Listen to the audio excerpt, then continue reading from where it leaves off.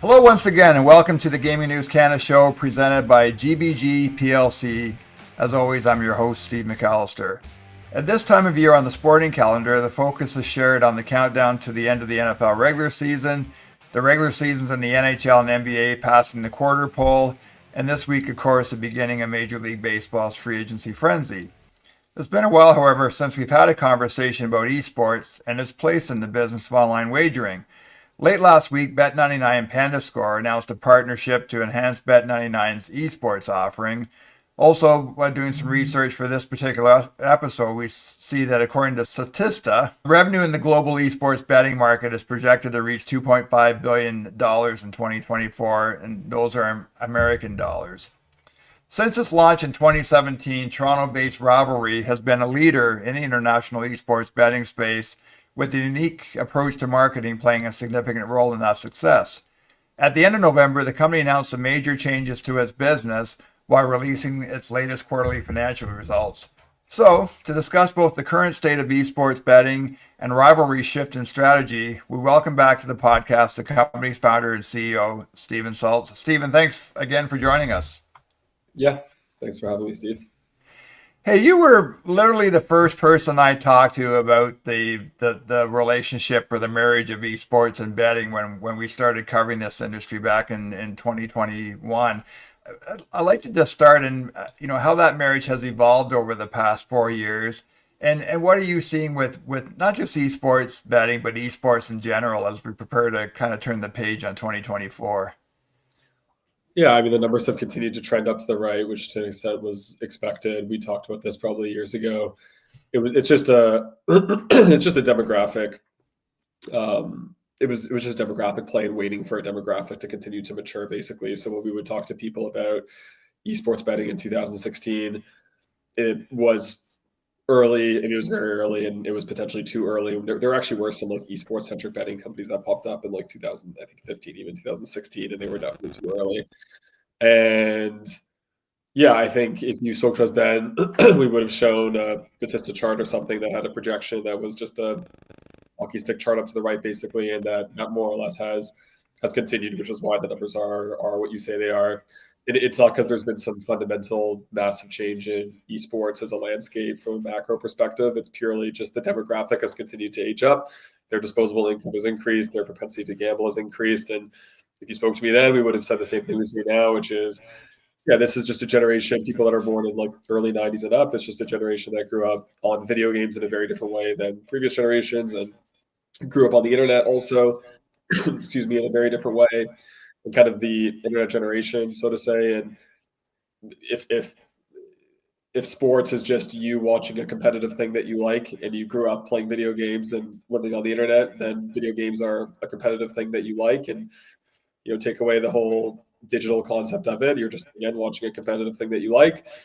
There's now just a generation that is getting up to an age where, yeah, they're now in their late 20s, in some cases early 30s, and therefore competitive video gaming, being esports, is just a competitive thing they like to watch, and gambling is associated with watching competitive things, and therefore esports betting continues to grow. So I think it's honestly like as simple as that. It's funny. It feels like, maybe a year ago, Stephen, 18 months ago, it seemed when we were writing the newsletter back then, every week the companies were laying off people, they were cutting marketing budget, they were shutting down in the esports landscape, and depending on who you spoke to, around esports, you kind of got different answers. And it's funny, like, I don't know, maybe I'm just not following it as much anymore, but it does seem to be a little quieter than it was when you and I first met 4 years ago in terms of the tournaments like Valorant and CounterStrike and events and the personalities. And I wonder, is that just because esports was a bit of a phenomenon 4 years ago and traditional media or people like me were taking a sudden interest in it, like it had just cropped up and things have just leveled off, or is it other factors at play? No, so a few years ago, I think it was 2018, that was when it really came into mainstream headlines. Most of that had to do with Fortnite. So it was the release of Fortnite, and then it was like Drake playing Fortnite with this guy called Ninja, and all of a sudden Right. gaming culture got really big. It was in CNBC, Fox, it was everywhere basically. And then it was all the headlines of like, oh my God, look how many people watch other people play video games. This is so silly and crazy. And it's more just people just became aware of a thing that had existed for well over 20 years. Like there's been competitive gaming played in stadiums and viewed live since I think like the late 90s. And then it really picked up in the early 2000s. So it's been around for a very long time. And it just hit a critical mass that mainstream media, sports media took notice of it.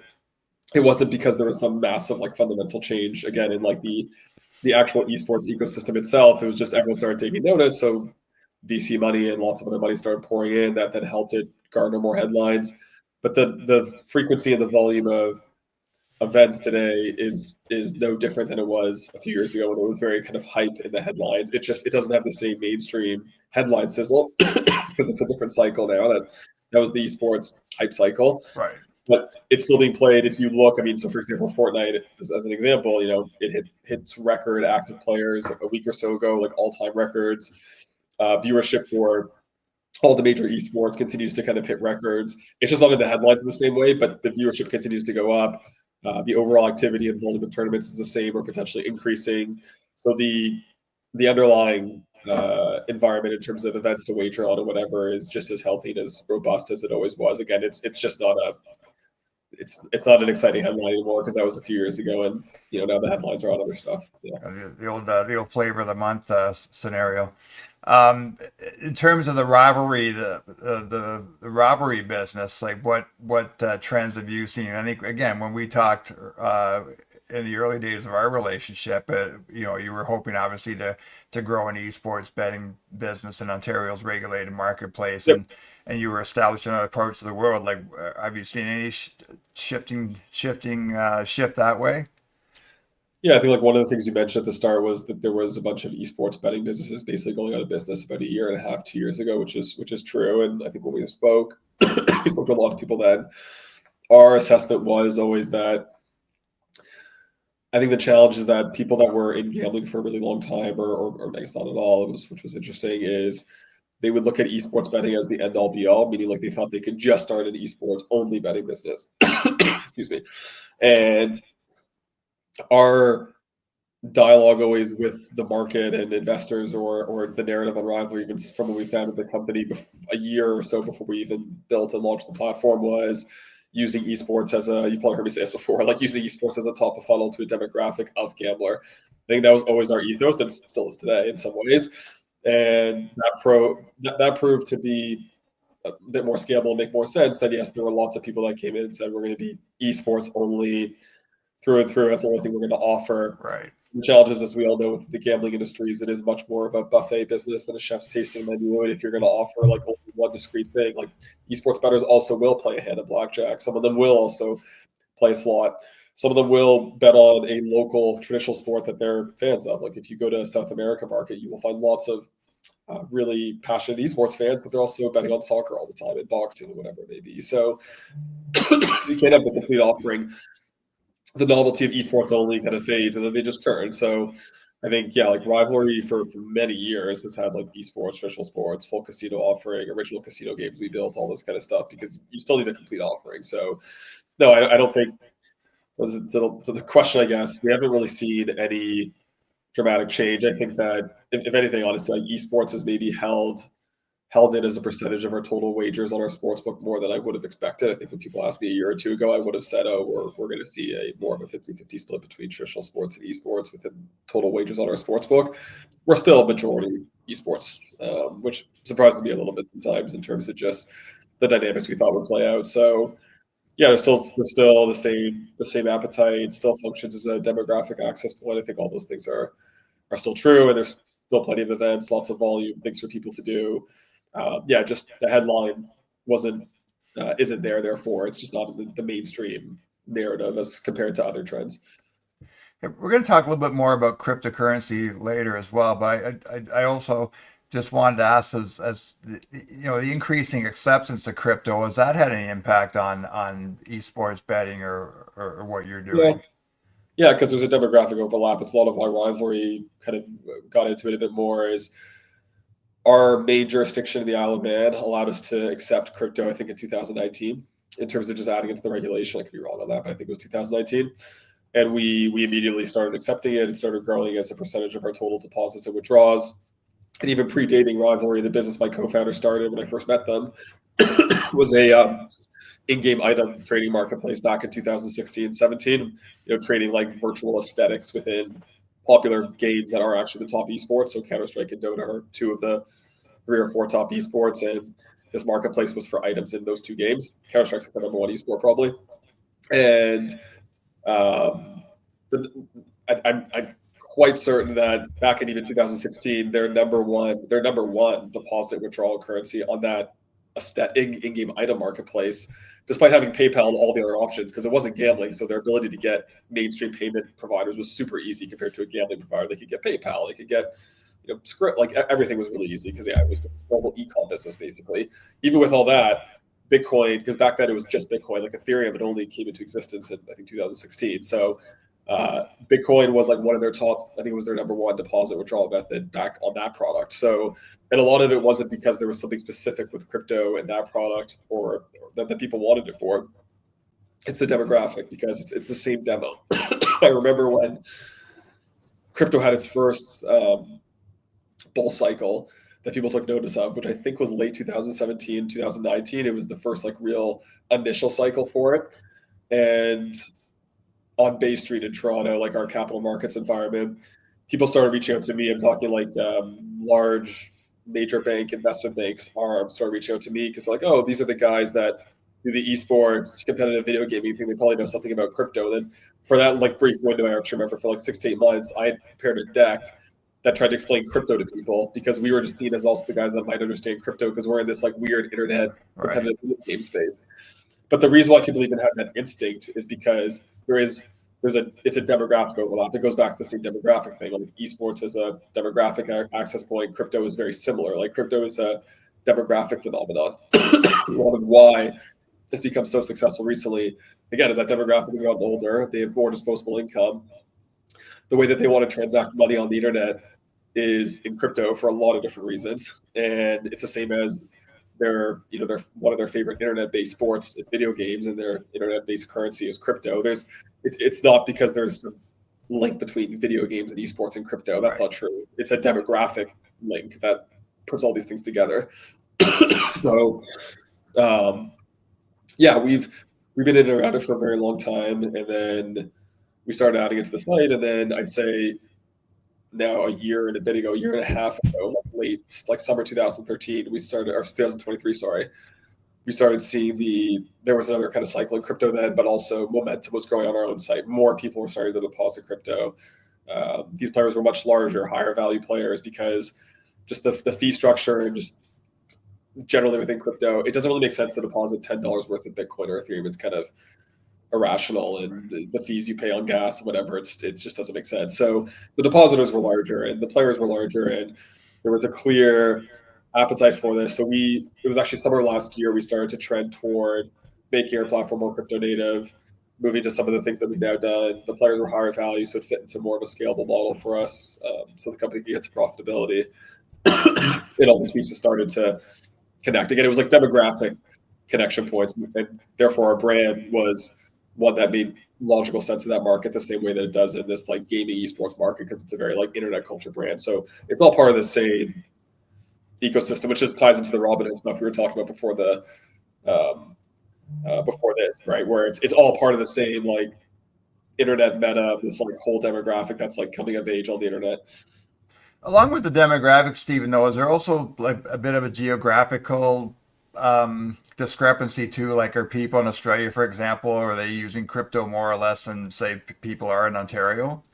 So Ontario, like IGO doesn't allow crypto as a deposit withdrawal method. Right. So Yes. we don't know. I can tell you that we know from web traffic metrics and other available metrics that offshore crypto casinos in Ontario still to this day are very, very, very successful. So they're unregulated, but they're like massive.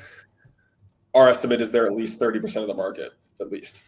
So if you speak to people on the other side, they'll tell you it's way less, but our estimate is it's going to be about a third of the market easily in Ontario. Yeah. And if you look at all the major crypto casinos, like the top 5, and you go look at their web traffic, Canada's usually like number one or top three. So it's actually a very big crypto casino market in Canada broadly.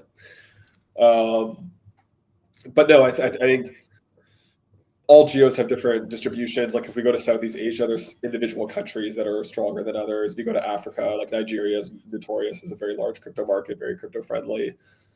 Same thing in Europe. There's a few countries that are bigger than others. Same thing in LATAM. So it kind of depends on the geography. But globally, it's just growing, and it definitely is predominant among like people in their late 20s and their 30s more so. And then also something we had put on out as dialogue into the market at the start of the year when we really started pushing harder on it. From a gambling specific perspective, like crypto is the ultimate payment method, right? Like it is for the operator, it's perfect. Like there's no middleman, there's no PSP agreements, there's no PSP fees, there's no downtime, no outage, there's nothing. Like it's instantaneous in and out. It's like the dream chef's kiss payment service provider, which is why operators love it so much. And then for the player, it's the same thing. Like for the player, they're not clicking a payment service provider method, being taken to another page, like loading some wallet, filling in their information, then connecting to their bank, then processing that payment service provider. Then maybe it takes like an hour or something, and there's an error, some weird field you filled in was wrong. There's like none of that. Like every time you use crypto to deposit, it's like a QR code or a wallet code. It works 100% of the time, and it's instantaneous. So if you think about the psychographic of gambling and wanting to, as quickly as possible, the action, it's the ultimate customer success tool for everybody. So it's also taken over where there's some estimates where it's about 1/3 now of global wagers is the kind of prevailing accepted estimate. And I think that is much more to do with the success it creates more than some kind of like nefarious dialogue that can be created around it. It's so effective. Right. Yeah. Is there any kind of lobbying of the AGCO to change those rules, Stephen, and to make crypto legal? I think we'll actually get there. So one thing, like Right. we have a native token for Rivalry Yes. that we started building at the start of the year, which ties into just our overall efforts in the space. And I'd say to our surprise, and I'll give them a lot of credit, like AGCO and AGCO, they allowed us to allow users to participate in this token program. So they will be able to wager on the website, because that would then be like a cryptocurrency being wagered on the AGCO regulated site, which is not allowed. But it's basically like a really fancy loyalty program, accumulating these tokens and getting them in, and being able to connect their crypto wallet. Legally, we could do that, which like I will say we were impressed with. It only took them a few weeks. They reviewed it. They understood it was like really kind of a nice loyalty program. They don't want some of the crypto features being live because it would fall outside the framework. But legally right now in Ontario, somebody who is a crypto gambler can legally come to Rivalry, connect their crypto wallet, start participating in this like crypto token farming program. They do have to deposit fiat still, but they can get that whole element of it. So I actually think they'll get there, because most regulators that take a close look at crypto realize that the traceability of it and the ability to validate a transaction is actually far greater than fiat. I think the potential for an illicit fiat transaction or being unable to trace source of funds or whatever it may be of that transaction is actually much harder in fiat than it is in crypto, despite what people think. So my suspicion is they'll eventually get there. And also because Ontario has, on the financial side, there are licensed crypto exchanges in Ontario. So other regulators in Ontario have gotten their head around it, and they've issued crypto exchanges licenses to legally do business in a regulated framework in Ontario. So I think because you've already got that infrastructure in Ontario, my suspicion is that they might eventually get there, and it might be something which is what the Isle of Man originally did, which is they'll allow crypto you have to work with locally licensed in exchanges to basically move the money, which is what the Isle of Man started with. And I would suspect that maybe IGO does something like that, where they say, okay, fine, we'll accept crypto, you can deposit and withdraw, but it has to move through a regulated exchange within Ontario, of which there's a selection of them now. So I think that would be perfectly acceptable as well. Right. Hey, Stephen, just one more question on esports betting. And are you seeing what we've seen with traditional sports betting in terms of in-play betting, where there's a definite, again, almost like a hockey stick effect on in-play betting. Are you seeing the same effect with esports? Yeah, I don't actually know what the number is in traditional sports anymore. Even starting years ago, esports for us has always been like 60, 40, 70, 30 in play versus versus pre-match. So we've always been majority in play for esports. That continues today. I think the one thing where there's a slight difference is with SGP products, because we know that like so much margin is being captured and player activity is being captured in SGPs in North America. I think a lot in the US, maybe more so than Ontario. I'm not sure exactly in Ontario. But in esports, it's not as prevalent, mostly because the products are not yet there. So PandaScore, you mentioned earlier as well. The PandaScore guys that did that deal with Bet99, we had used them in the past. We've switched to do some other stuff now with our sports book, but they're great, and they have an esports kind of SGP product. So they're one of the groups that try to like solve it for esports. We offered that with a bunch of others, and it didn't get great uptake. I can't really give some specific insight as to why. It just esports bettors just did not seem to bite on it the same way that sports bettors do yet. I honestly don't know why, but it just didn't take. It did not have the same uptake at this point. When we, when Robinhood and a couple of other businesses came up during the U.S. presidential election and wagering available in those businesses, that kind of started the whole conversation around Robinhood. I think Robinhood CEO has since come out and said that the company is seriously looking at adding a sports betting piece to its business.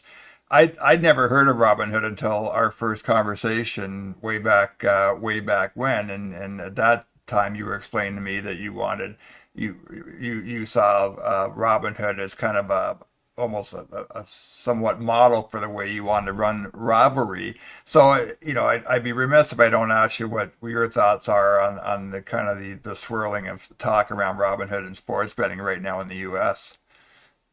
Yeah, and even if you look at the prediction markets like Polymarket and Yes. for the two big ones for the U.S. presidential election, they have sports betting on it, and they've had for a while. They do it through the same way that somewhat similar to what Robinhood did, where it's a contract. I think Robinhood did it as like they ended up making it like a derivatives contract, I'm pretty sure. So even I think when they talk about sports betting, I'm 90% sure they're not talking about going and getting state-by-state licenses. I'm like quite certain of that. I think it will look like these prediction markets where there'll be individual contracts on outcomes. The one thing that I would say is if you look at Polymarket, who's been having sports betting for a long time, the way that contract model works, you can't run like an SGP product or even a parlay product and play really. It's mostly just the top level pre-match style markets. Like if you go to right now, bet on the NFL, it's just like winner basically, and you're just buying and selling against somebody else basically. The winner market, it's almost like a betting exchange in a way. So it's like a quasi Betfair in some ways. So yeah, I think with Robinhood, the reason why we always spoke to it is they were clearly, and they've been successful, it appears. They understood an emerging demographic that grew up on the internet and that they were going to be investing their money in trading stocks in a very different way than their parents' generation. And they were building kind of the Scotia iTrade of the internet generation, like Gen Z and young millennials. And they nailed that. And the way they nailed that, though, is definitely like aesthetic and UX and marketing stuff that we've talked about a lot with Rivalry, but also just the product experience. Like when you buy and sell a stock and just the look and feel of it for better or for worse. And I've always kind of caveated it. Like I will say that it makes buying and selling stocks feel kind of like a mobile game, like a mobile video game, just to be honest, like, right.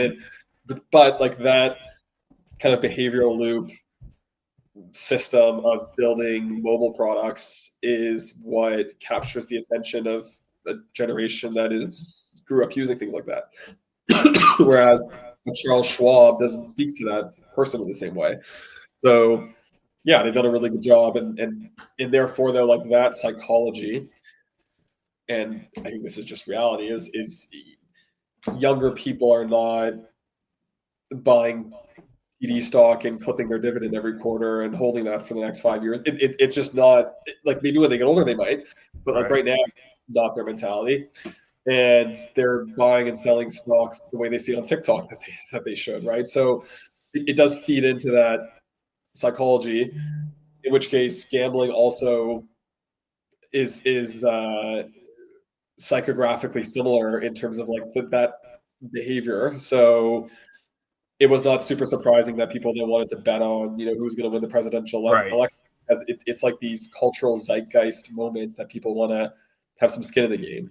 And betting is also like cultural moments that people want to have skin in the game on, right? So I think it just ideologically and psychologically ties very much into this whole wave that they're riding of like internet culture, all these kind of metas that are converging on one another, rapid in and out, quick returns and outcomes. Again, like a younger person is not looking to sit on TD stock and maybe get 10% a year in appreciation and a small dividend distribution. They're gonna. That's the reason why SGPs are so popular among younger players in the US. Is they'd rather a 0 or a 10x versus like betting 1.2, 1.3 on a favorite, and that's the outcome, right? Like it's you want bigger outcomes or nothing. You'd rather take nothing in some cases than just like a little safe bet.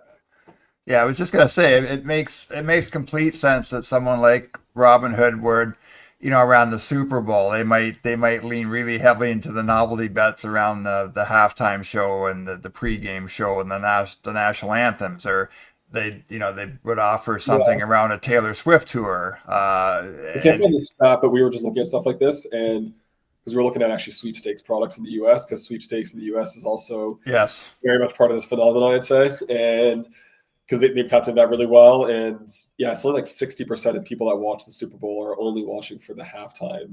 They're not watching for the game itself. So yeah, that I'd say like cultural zeitgeist betting, of which the presidential election, this most recent one, definitely was.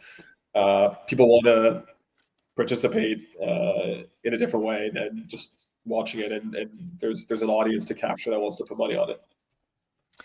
You've before we hit the record button, we were talking about it's been it seems it's always a crazy year for you when you and I talk to each other, but it seems like 2024. I mean, there's obviously been a lot of moving parts to your business. At the end of November, you released your latest financial results, and a few highlights from that. Just talked a bit about the significant changes you've made on the product side.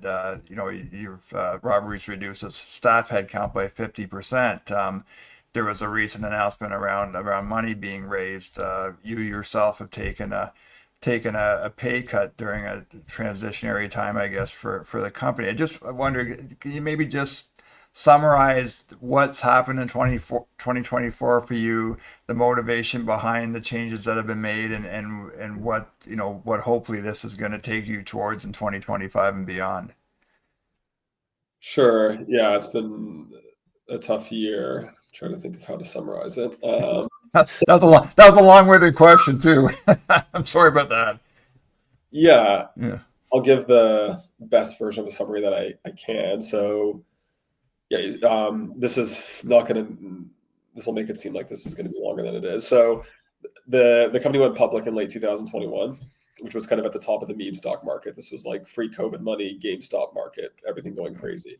We didn't deliberately time in on that. It was kind of natural as part of where the company was going at the time. And then the actual IPO itself was October of 2021. So when I say top tick the meme stock market, that was like for about a few weeks leading into that October IPO, we could see that whole thing was starting to come off, and we were still going to list anyways. But yeah, we had no intention to kind of be at the very top of the meme stock market, but that's what ended up happening. So that was kind of the start. It was a bit of a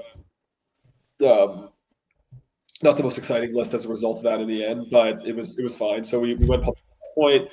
Early 2022, you have Silicon Valley Bank blows up because all the negative or low interest COVID money had a rebound because inflation started moving up and interest rates went up, and then all the bonds that were marked on banks' books were completely upside down because they took them at negative interest rates, and now the book value for them completely flipped, blew up that bank, and that was like the beginning of kind of a 1 to 2 year trend in the market that's been painful for like small cap companies, because like finance 101 is when interest rates go up, which is usually designed to curb inflation.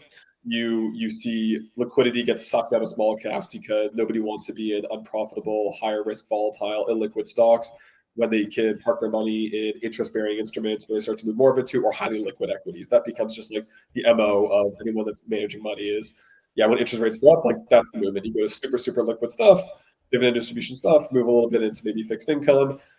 small cap, high risk things, like because the risk curve gets like super narrow. You like all that stuff that's higher risk, which Rivalry was in that small cap range, gets kind of thrown out the window. So yeah, early 2022, all the way to the end of 2023, that was basically the trend. We've all like dealt with kind of this interest rate cycle. So from that late 2021 IPO until the end of 2023, Rivalry's net revenue, or NGR, had grown 8x, like over 800%. We doubled the margin.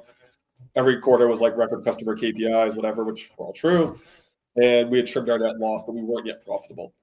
So I think in that 2-year period, it was very difficult always, where we're like, oh my God, like we're sitting on kind of like a rocket ship, return on invested capital is going up. We're hitting record quarters every single quarter, which people can look at our past press releases, they'll see that. And we're like, we've grown this thing 800% in 2 years. Like what? But despite that, our stock dropped 80%, 80, from IPO until 2023. We're like, what the hell's going on? Like, why can't anyone see, like, this is crazy? And I'll say, like, we've had long-term investors also, they're like reading the releases, looking at the financials. They also like can't completely reconcile what's happening. But what was happening on the market was our average daily volume, because in 2022, the average daily volume on the TSX Venture as a whole, where Rivalry is listed, so the venture exchange in Canada, average daily volume dropped 80%, or just over 80% versus the prior year, which is like a wipeout, to be clear. Like we had days where we traded literally 0 shares. That is like incomprehensible almost to me. Right. Yeah. So, and we had other days where we traded like 500 shares. You're talking like the actual dollar value traded would be like $500, $600 Canadian, which is also like comical. And the stock could drop 5%, $500. And yes, like to anyone listening, we had like market makers. We were doing all the marketing, roadshow, doing all the things you do when you run a public company. Like we're quite reasonably sophisticated about that. So that 2 years, stock drops 80% despite all that growth. We're like, okay, this is crazy. Like, and we're trimming net loss. We're not yet profitable, but yeah, we're in online gambling. It's somewhat of a business that does require a certain amount of scale.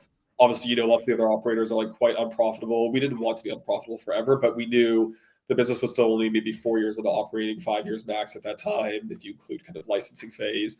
And we're like, all right, like we just need to keep scaling. There was a path to profitability, like the economies of scale, we're getting there. But by the end of 2023, when our stock dropped 80% from IPO, we're like, okay, well, we got to do something different here, because this model's not going to continue being supported by the market. We'll be completely unable to access capital. We won't be able to scale to get to profitability this way. It's not gonna be supported, clearly. So I would say we were on our heels, but we had to move very quick to adjust to something more scalable. Basically, which was super high signal on crypto, which I mentioned, like from the summer of 2023. When I say high signal, I mean like it costs us nothing to process a crypto transaction, because the person pays the gas fees themselves. PSP fees are very expensive for offshore gambling, so that's great, awesome, that's efficiencies. Number two, the average crypto player was worth at least twice as much as a fiat player. In some cases, like way more in certain jurisdictions. Like that's also good, because it means I need way fewer players to get to profitability. Right. So that was clear, and also just like the trend was there, which was obvious. That's more where more and more wagers offshore, and generally we're moving to crypto. We're like, okay, we'll adopt this as a way to get efficiencies and costs. It meets a complete sector trend that we fundamentally really believe in. We're seeing the trends in our own business, and we spent months making sure we were doing it right, and we weren't just like rushing to throw something up just for the sake of it. So yeah, we've been tuning the business towards crypto as a result of that, because of all those things. And the company's in a position where, yeah, stock now is IPO just over $3. Stock's now at like 80 cents, 70 cents or something. We're like, oh God, this doesn't feel very good. Right. And we weren't shaking our fist up at the sky and being like, oh, like this is so unfair and sucks to be us. But you definitely have a bit of like ego death when a thing like that happens to you, where you found a company and it's like an up and down roller coaster. So yeah, we took stock of the things that we're really good at. So we knew like our creative and our marketing was like excellent. We knew we could build product really, really quickly. We knew we had like a really robust culture in the company that was adaptable, and we could navigate, call it like these headwinds, and move to something that would be at a much lower operating cost base, so we could get to profitability quicker. Certainly like extend runway significantly, so we could like tune the model, and we could we could turn around the public equity narrative by getting the company to profitability as fast as possible, even if it meant off of a lower revenue base, because we had to like pull everything down basically to like reconfigure the business. That's kind of what we did. So then Q2, we start to build that planning. I've learned now from doing 2 consecutive layoffs, laying off about 70 people, which doesn't feel good, that I now understood looking at other companies where I'd always observe other companies, even like massive companies, Google, Meta, whatever, Facebook doing, wait, Meta is Facebook now, yeah, Meta. So doing doing layoffs, and they would do one and then another. I remember, like, as an outside observer, I'd be like, "That's so cruel." Like, what if they knew they were going to do 2? Like, why would they just like put it all in one? That doesn't make any sense. Having done it now, I understand, because we did the first one. I wouldn't say we had eyes knowing we would do another one, but I'd say we knew we had to bring the operating expenses down to get to a more sustainable position with being in a position where we were a public company that had like no market support, meaning like no real access to capital at any scale to do any of the things we'd proved for 2 years we were doing, but clearly was not going to continue to be supported in this market. So, but you can't exit that many people at once, which is why I understand why people do it twice, because your team has to absorb a bunch of work. Right. Robots, like there's a huge cultural piece you have to do, so your culture doesn't completely dissolve because it's painful for people to lose their colleagues, and then you have to let that be digested by the organization, and then if you're like, okay, well, we need to continue to bring it down, then you do another one, and I think that's why these things get phased. So yeah, we did 2 layoffs, basically bookending Q3, one at the beginning, one at the end. We pared down basically most of our marketing spend because we were going after an audience in a way that was coming into a different product than the one we were now reconfiguring around. And we knew we wanted to scale spend differently. And I'd say also, this is maybe for a different podcast because it'll go too long, we've noticed that a lot of like the alpha on influencer marketing is not really there anymore. Like, I think that style of marketing is really changing. We've been feeling this for about a year and a half now, that influencer marketing is very different from where it was a few years ago.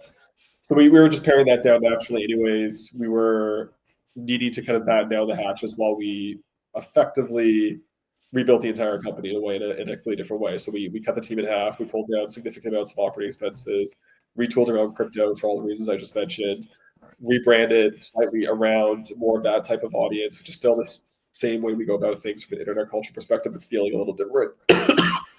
We rebuilt the entire product in 90 days, like literally, as in login flow, registration, launched an entirely new sportsbook, rebuilt the casino product, an entire VIP loyalty program, new cashier for it to be crypto-centric, rebuilt all of our CRM flows, everything. We did everything.